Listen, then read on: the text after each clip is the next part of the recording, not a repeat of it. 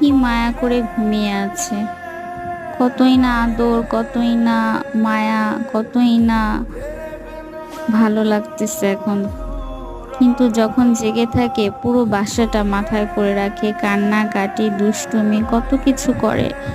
তখন মনের যত জিদ, রাগ সবকিছু এরকম মাসুম বাচ্চাটার উপর উঠাই।